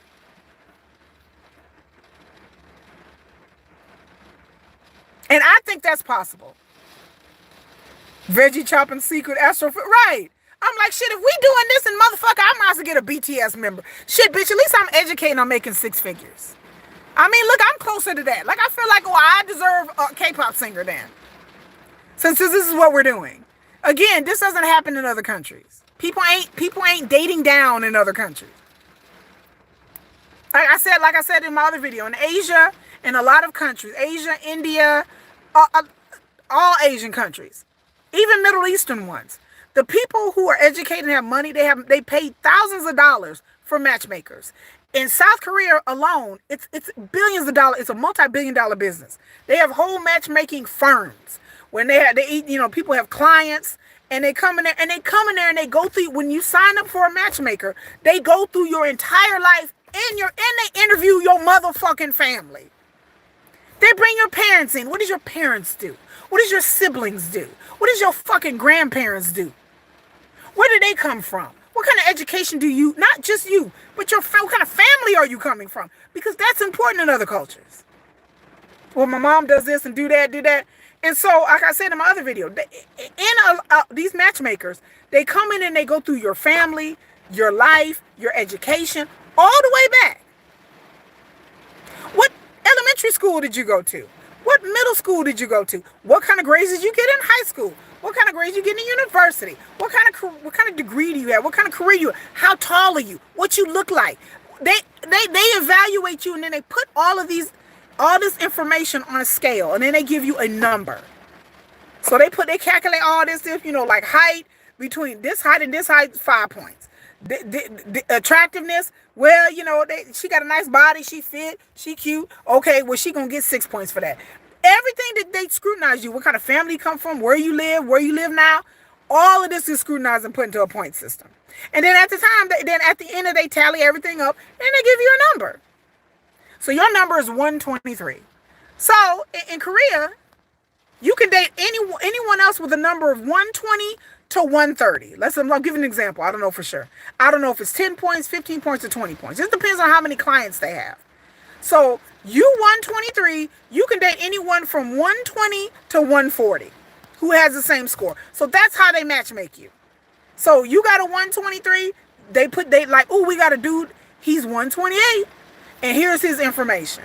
They don't sit there and be like, you 123 and you gonna get a 150. Or you 123 and we gonna give you guys that got a score that's like a 90. That doesn't happen. Bitch, you a 123, you dating 120 to 140. Because that's in your same socioeconomic, attractive-wise, appearance-wise. Everything is in alignment. In South Korea, the companies are not the only ones that do this. They all have different ways. Some of them have a score system. Somebody has a letter system. But they put it in a range. We're not going to send you men or suggest men and women who are above this range or below this range. They figure you a 123, bitch, you don't deserve a 150. Man. You a guy that got a score of 98, bitch, you're not getting a 140. A 140 chick. You know, you got a good job, you okay, you're a civil servant, you're a 95. So you get between like 85 and like 110. That's it. Most civilizations and most cultures are about staying in your lane. Your same socioeconomic class. There is a class thing that goes on. So the idea in this country that women have advocated, have society has ditched all of that and been like, well, it's okay if you have a degree and you're a nurse and you're dating some dude that has nothing. That's fine. That's okay now. It's cool. It's okay if you're a man and you have, a degree and you want to go date a fucking stripper that's on crack. That's fine. That's okay now. And I'm telling people, this is how things are getting messed up. In my mind, in my opinion, it's not fine. It's not okay. It's fraught with disasters. Now, I understand in America we don't scrutinize families and where our families come from. I'm not saying people should go that far with it. But I really think that people should stay in their same socioeconomic class when it comes to dating. I'm not dating someone who makes a lot of money less than me. I don't want to date a millionaire. I mean, if a millionaire come my way, I'm going to take it. Y'all crazy. But I'm just saying that, but I don't expect me to date a man making $1 million, making 7 figures. I expect a man to be making as much as me, maybe a little bit less, but in the same socioeconomic class, in the same class education-wise. Let the dumb people marry the dumb people. I ain't trying to be glib, but education is a big deal when you're raising children, when you're trying to have a partner. You need a real woman. Yeah, you need a real woman. I mean, yeah, I'm not saying that you should. No, I think you should have a real man or a real woman. Period. But it depends on what people's definition of what real is. I like a real man. I'm straight. I like a real man. But I don't need a dumbass man. I'm an educated person. I like an educated man. I've dated dudes who weren't, and it never worked out. We have never meshed. I mean, we meshed in other ways, but the education level wasn't there. So it's the time for us to have real conversations about stuff. Then it's not there. If you're an intelligent person, regardless of whether you have a university degree or a PhD or not, there are people out here who are really, really smart. There are people out here who are just book smart and they're dumb and they don't have no critical thinking skills. But there are people out here who are educated, who are in a growth mindset. Then there are people who aren't. If you're dealing with if you're a growth mindset kind of person, you're always want to know things. You're curious about different things. You want to know, you want to grow. You read up on things, you look things up. And then you're dealing with somebody who's like, I don't know nothing about that. I don't know. I don't care. That ain't got nothing to do with me. And then you're sitting there like, but I just learned something new today and let me share with you. This is what I learned today. And you get excited. I'm the type of person, I get excited about learning new shit. So I want to share it with somebody. Oh my God, guess what I learned today?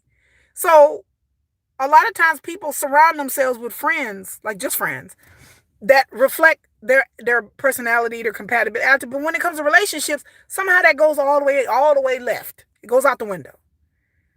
So I feel like if I have friends that match my interests and friends that I can talk to anything about, then I want the same thing in a relationship. Isn't your partner supposed to be your friend?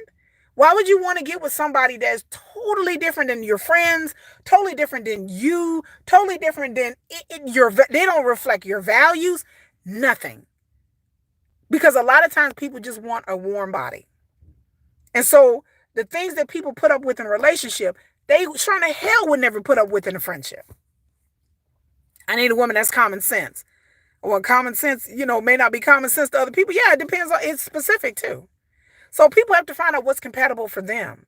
But the idea that people are just dating people because they want a warm body or because they're bored. There are people out there I know that just want companionship. And then you be like, well, what do y'all have in common? What do you like about this person? And they're like, uh, what do you know about this person? Can you tell me something about? Are you dating this person just because you want to go out to the Cheesecake Factory? Are you dating this person because they like the fact that they take you out and you go to clubs, you guys go to drink, you guys have a good time?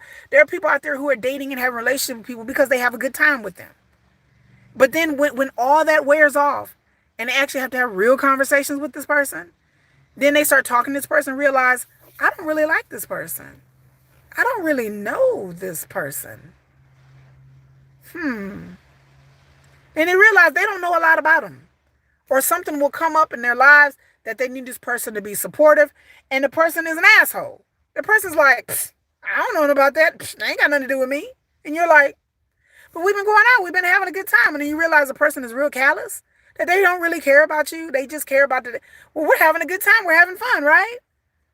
But then when shit hit the fan and you lose your job or you lose a spouse, I'm not a spouse, you lose your parent, or, something happens with your child, or you're sick, you get sick or something, that person's nowhere to be found because you're not the good time person anymore.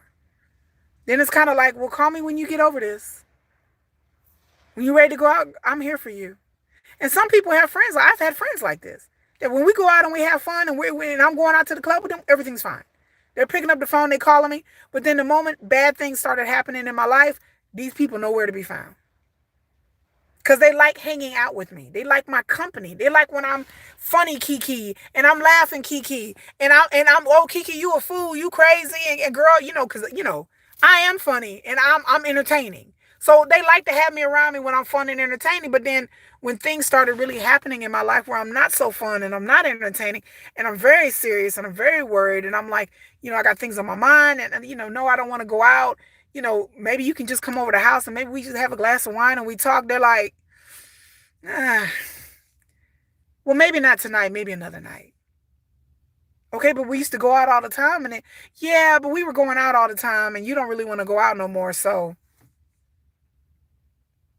the next thing you know, I like I said, this has personally happened to me.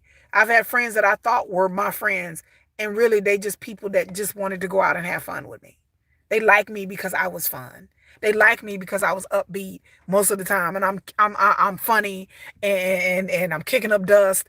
And when they were sad and they were upset, then they used me to cheer them up. But then when the flip side, when the funny person, when the shit hits the fan for me, they nowhere to be found. They all suddenly start to slowly but surely fall off. The next thing you know, 2 years later now, I don't even talk to these people. Because they weren't real friends. They weren't real people. They weren't really, really down for you. So I tell people that people are out here carrying on relationships and friendships with the same attitude of, we just out having a good time. And then when you get to having deep conversations or things happen, then you realize this person is not the person who you thought it was because you guys have never really had any conversations. Deep conversations about real shit. Not surface level conversations. Where are you going? Where are you been? What are you going out to eat? What did you do at work? Those are surface level conversations. When you really start talking to people and being like, I'm really worried about my job and, I didn't get that promotion or, my kids having problems in school. And then you get to see who is really down for you or not. But that takes time.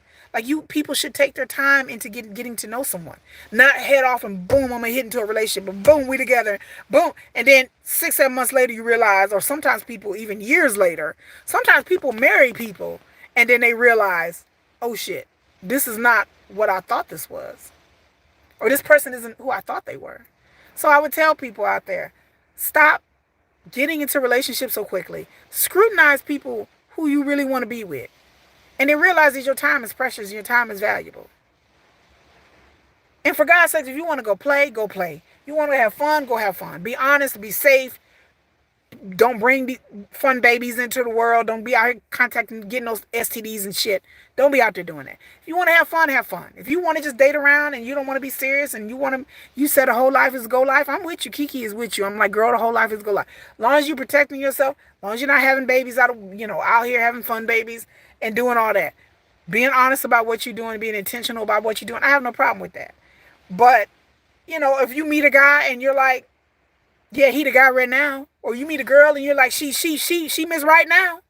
She may not be Mrs. Right, but she Miss Right now.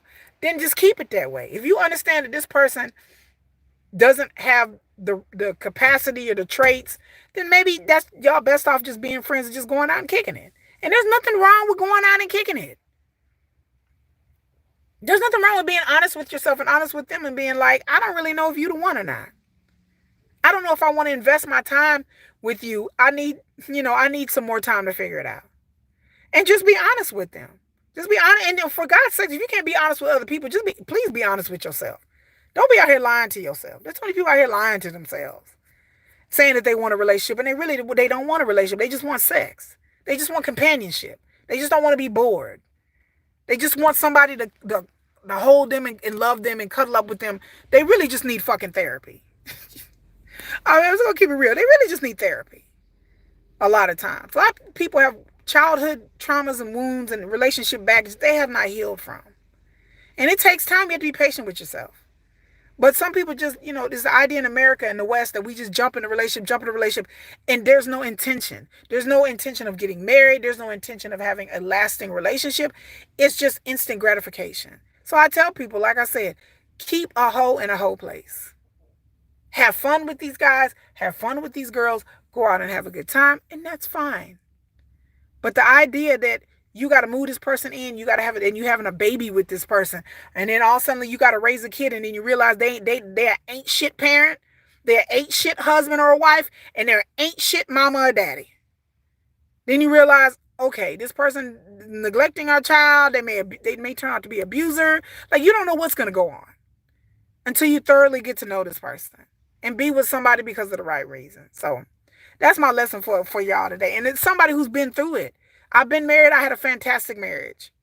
I've been in relationships before my husband, after my husband passed away, that did not work out. I've dated around a lot.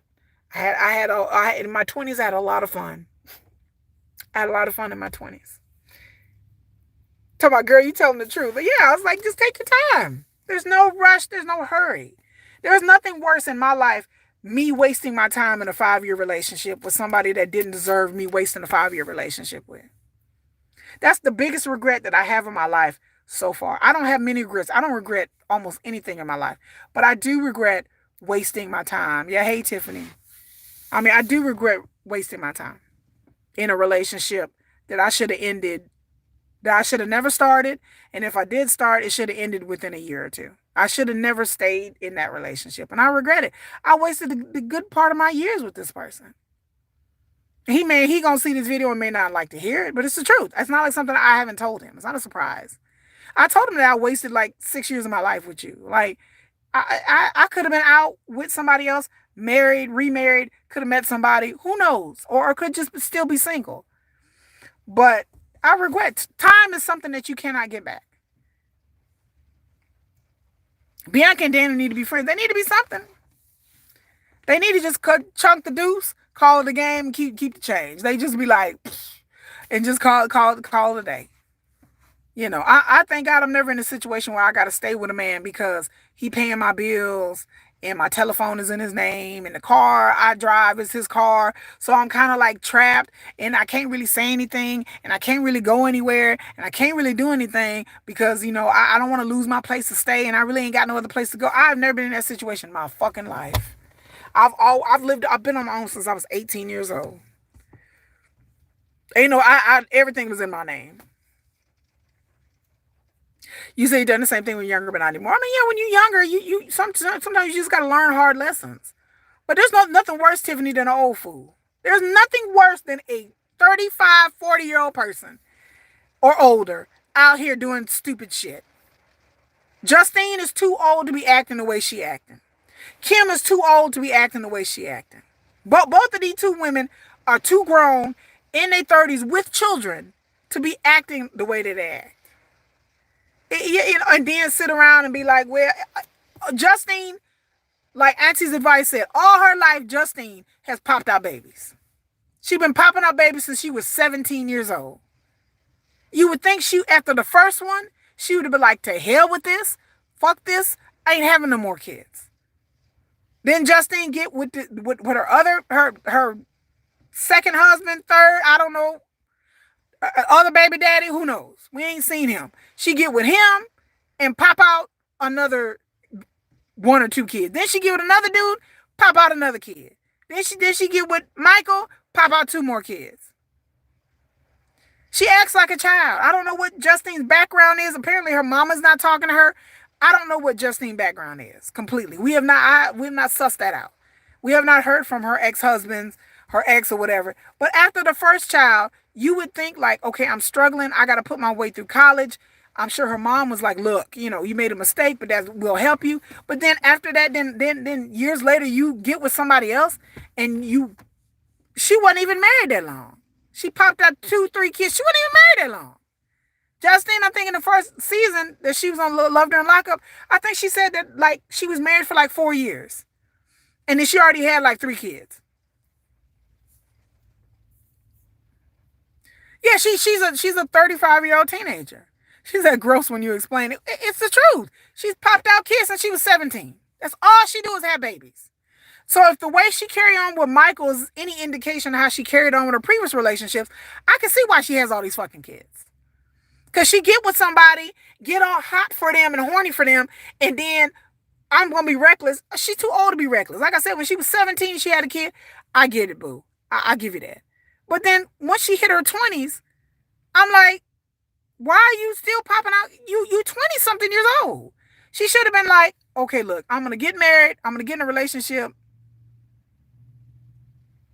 You know, I'm going to get a relationship. We're going to be together for a little bit. And then we're going to get married. And then we're going to consider having a baby. But it just seems like, like I said, I don't know for sure. But it just seems like the boys that she had, like she wasn't even, from what I've heard, she wasn't even in a relationship very long before she had her first child with this person. That she was literally in a relationship with a dude, I heard, for like 6, 7 months. And she was pregnant by the guy. And here's a ride need to grow up.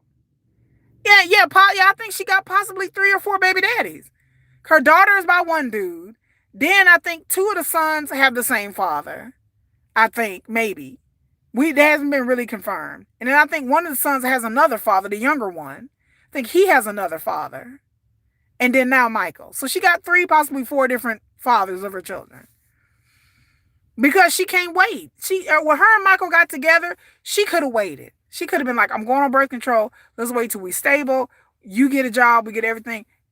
And you know, I'm 30-something years old. We each have children.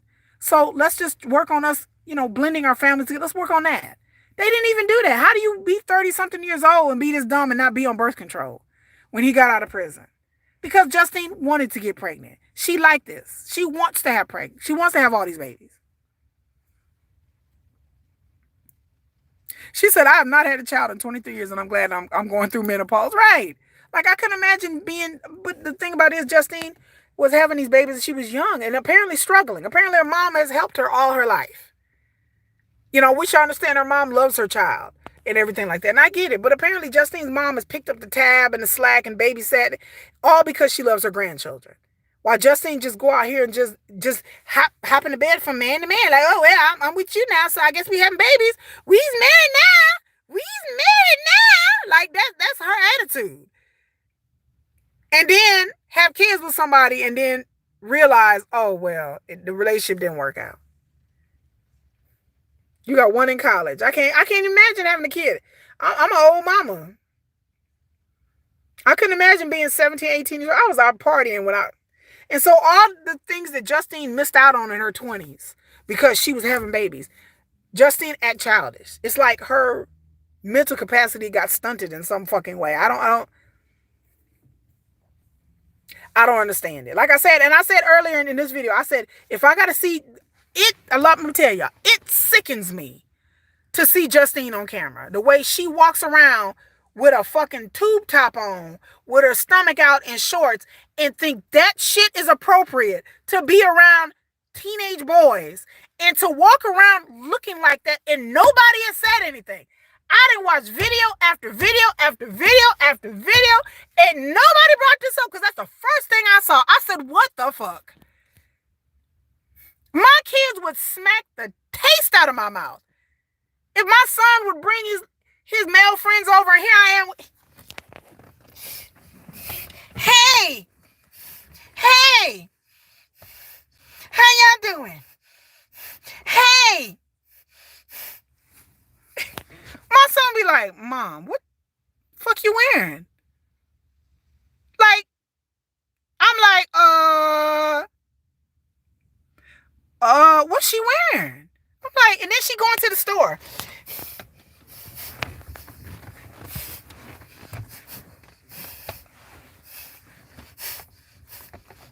At the store. Let's go get some groceries. What the fuck? I'm like,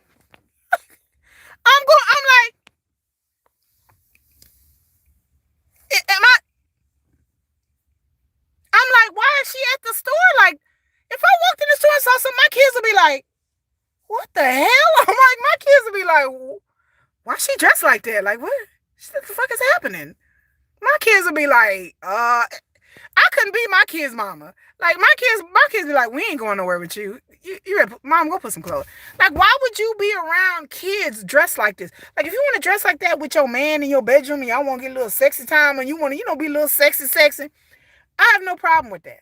If you want to wear, you going to the pool and you going to the beach or the pool and you wearing a swimming suit, I don't have any problems with that. Whether she being pregnant or not.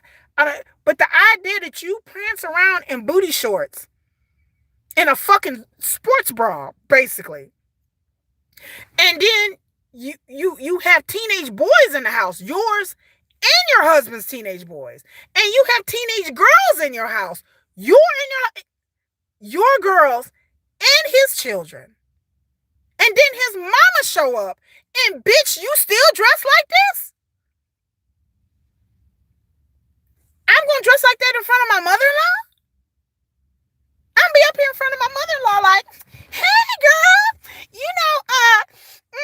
yeah, like, what the fuck? My mother-in-law would be like, are you gonna put some fucking clothes on? What is happening here? Shit, I live in Texas, hot as hell here too. Shit, it's 75 degrees today. Even though it's raining. But damn, like, why would I be prancing around my mother-in-law looking like that? My mother-in-law be like, girl, you ain't got no clothes to wear? Like, what may my mother-in-law rest in peace. May she rest in peace. My mother-in-law, my mom would be like, what the hell? What are you wearing? My mom would be like, girl, my mom would be going to my closet picking out me some fucking clothes. Girl, hold on, let me go get you something to wear. Okay, I'll be right back. Just sit down. It'll be okay. My mom would have went to the closet, picked out some leggings and a t-shirt, and been like, bitch, you better put these clothes on. Don't make me tell you again. And I'm a grown-ass woman. My mom would be like, you ain't finna sit up here and embarrass me on national TV. You got me messed up. My mom be like, oh, no, you ain't embarrassing the family over here looking like this. Like, my mom would be like, oh, shit, no. And then as a husband, if I ever even act like I was going to dress like that and leave the house or even leave a room, my late husband would have been like, where you going? Oh, I'm finna go to the grocery store. He'd be like, no, the fuck you ain't. You better go back and you better turn around and go back and just put some fucking clothes on. My late husband would say, and I quote, where the fuck you going? Looking like that. Are you working the corner today? That's what my late husband would say to me. Girl, you working the corner? He'd be like, honey, no. We're not leaving the house looking like this. He would be like, honey, go back. Go on. Stop playing with me today. I'd be like, honey, what you doing? That's not appropriate. Like, no. Yeah, and then her stomach all hanging out and she waddled up, Tiffany said my damn mother would have a fit if I dressed like that around my father. Really? It's disgusting to dress that way around kids. Around anybody, really, but especially kids under the age of 18 years old. How would y'all feel if a man walked around with no shirt on with his boxers on. How would y'all feel about that? A man with no shirt on, boxers, dick swinging, dick hanging and swinging. And they just walking around the house in they boxers. With no shirt on and dick just hanging. In front of your daughters, in front of the sons, in front of your mother-in-law. She come over and there your husband is with no shirt on, wearing boxer shorts with his junk just hanging and swinging. And you walking around the house like that. That's not appropriate. I wouldn't let my husband walk around with no shirt on in his boxers, in his boxer drawers. Like, cause basically that's what looks like what she's wearing is like to me like a sports bra and underwear. That's what it looks like she's wearing PJs. So why is it for a man that wouldn't be okay? Then for a woman, it's not okay either. There ain't no way in hell any man I've ever dated would think it would be okay to be around grown people, much less children, wearing even if he's wearing a wife beater, like a tank top and some boxers, to walk out of the room with a tank top on with boxers, and just stand there, and just walk around the house and go to the pool, and sitting there man spreading, sitting there like this, the way she was sitting. Just sitting up there by the pool, just with little bitty booty shorts on, and a damn like I said, it's not even a tank top. To me, it looks like a sports bra. What? And that's the same thing when she was on the first episode, how she was video chatting Michael, and then she was out there prancing around wearing like lingerie. Why are you around your kids? Yeah, you can talk to your man, y'all can video chat, whatever y'all want to do. But why are you around your kids prancing around with like pink lingerie on? And I'm just like, what? Bitch, who raised you? That's okay. You stand up there talking to your kids with a chemise on. What? Well, I'm finna go video chat Michael, and yeah, I'm a video chat him, and yeah, it's sexy time. Why is your kids? Why are you saying this shit in front of your children? I'm just like, why are you dressed like that? At least have decency, put a robe on.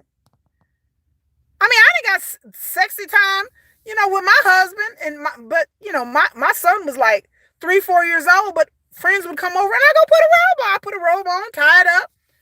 And then, friends come over unexpected. Then once they leave, drop the robe off and be like, come on, baby, let's go get down in the bedroom.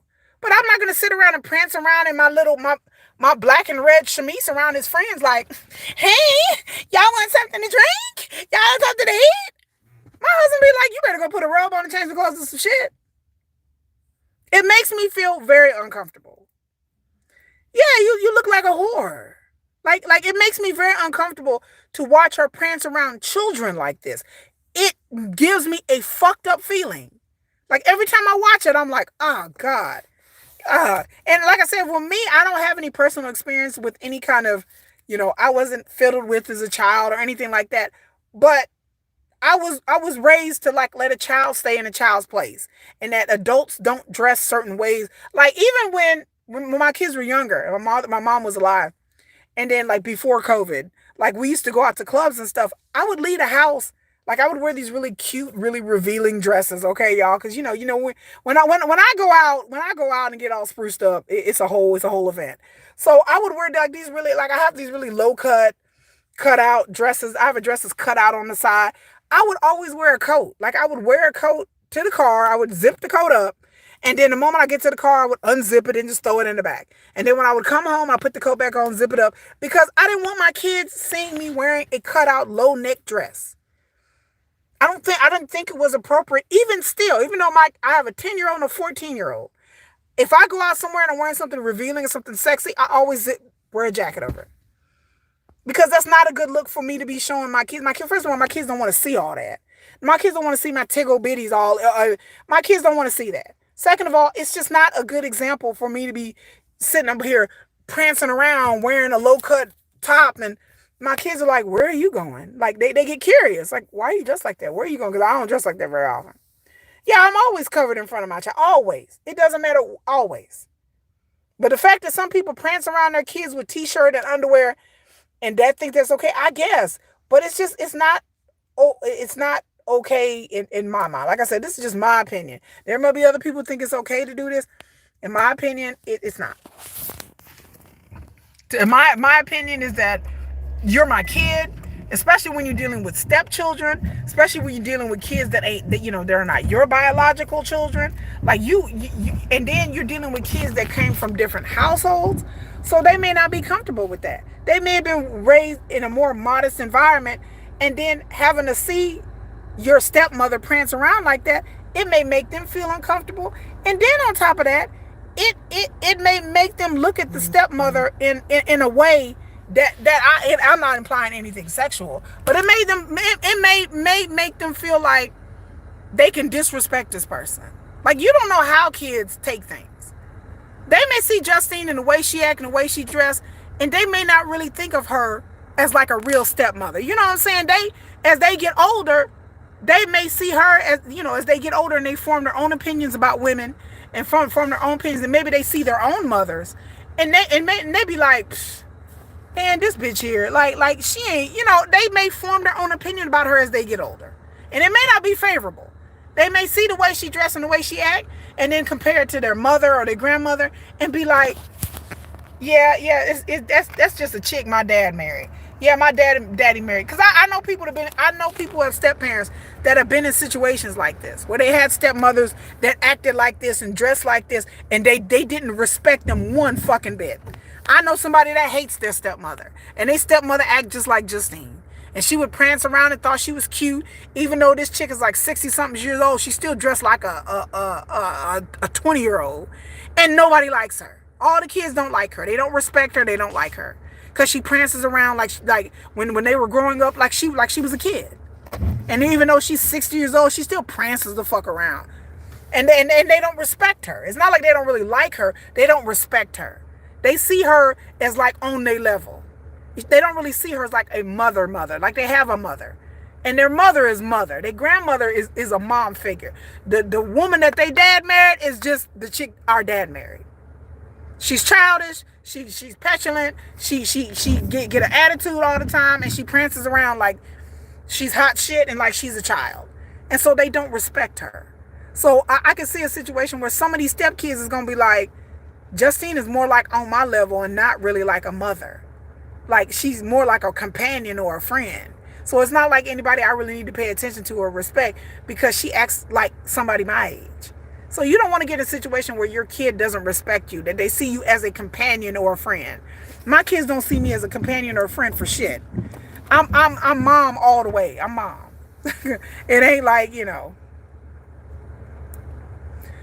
like I consider an aggression. I consider it very aggressive to prance around your kids like that.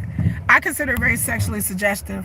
And like I said, and I'm not one of these sexually prude people. Like I'm not one of these. I'm the most least uptight person when it comes to intimacy and sexual expression and all that. I am not conservative in any way, shape, form, all the way around when it comes to sex and sexuality. But when it comes to kids, I am. When it comes to children and sex and nudity and all that kind of stuff, I'm very conservative with my kids. Now, when they get older, as they get older, they're going to be open, they're going to be experiencing things and having friends and everything like that. Michael's daughter's definitely more. Michael's daughter was telling Justine, you should just tell their grandmother. Like, just rip the Band-Aid off. Just go ahead and tell her. You're going to have to say something. And Justine's like, well, I don't know what should I say? What should I do? Why are you asking a 15, 16-year-old girl whether you should reveal your pregnancy to her grandmother or not? What the fuck is that? How old are you? Like the girl is over telling her to grow a pair. Which is grow a pair. You have to do this and do that. Like, why would I need a 16-year-old to tell me that? I don't need a 15, 16-year-old to tell me much of any fucking thing. I'm grown. So I didn't understand why the kids have more sense than Justine and Michael put together. That they act like petulant teenagers. Like, how do you raise kids like this? How do you raise kids when the kids have more sense than you and when you act like a child? I don't get it. But anyway, I'm fixing to leave. I'm finna go. Let me see what time it is, y'all. Y'all tell me what time it is. It's 10:36. I'm gonna hit the gym. I think I'm gonna hit the gym. I think I'm gonna hit the gym. It's raining here, but I'm gonna hit the gym and then I'm going to upload this video. And then y'all join me on Nomadic Kitty, my other channel, Nomadic Kitty, NOMADICKITTY. Nomadic Kitty, that's where it goes down. It's on and popping in Nomadic Kitty. GSP, Mike, Tiffany, anybody else that was here lurking. I know I always have lurkers. You need to start running again. I gotta hop on the machine because it's like I said, it's raining here. So I usually go out and walk around or go jogging, but when the weather is not so soggy, but it's gonna be raining off and on all day. But I'm trying to like get I gotta have my card. I gotta have my fitness card to get in. And then my keys. I gotta find my keys. Here are my keys. Here are my keys. Here are my keys. Y'all see? Y'all see this? This is me and my babies. We went on vacation. We went on vacation. That's me and my babies going on vacation. Me and my kids, my little ones. Yeah, Nomadic Kitty. Y'all join the channel. Join the party because it be on and popping at Nomadic Kitty. I get lots of views there. I don't know what videos I'm going to do next. Oh, I got to do an unboxing. I got some more BTS merchandise that I got to unbox. I'm going to do. Nomadic Kitty has mostly shorts. I have more, because I don't have a lot of time. To do like a 5-10 minute video is like, it takes like 2 days. Like I can do it in one day, but ideally I can do like 2 or 3 hours and then another 2 or 3 hours the next day. Like for me to do a 7-minute video, it takes probably about 4 hours, 4.5 hours for me to like do the video, record, write the script, record. That's total. So it's not too bad, but it just takes a while. And then for me to do a short, it takes me about an hour to do a short. So I like to do my shorts when I'm pressed for time. But I'm going to do another video. Like I said, I just did a video about Thanksgiving. And then I'm going to do a video probably about Christmas because Christmas is coming up. So I'm going to do like this big old Christmas video. That should be interesting. But anyway, y'all, I'm out of here. Y'all join me on my other channel. Like, share, subscribe this video, comment. Thanks everybody being here. I gotta hurry up and go. Work is calling me too. Anyway, bye.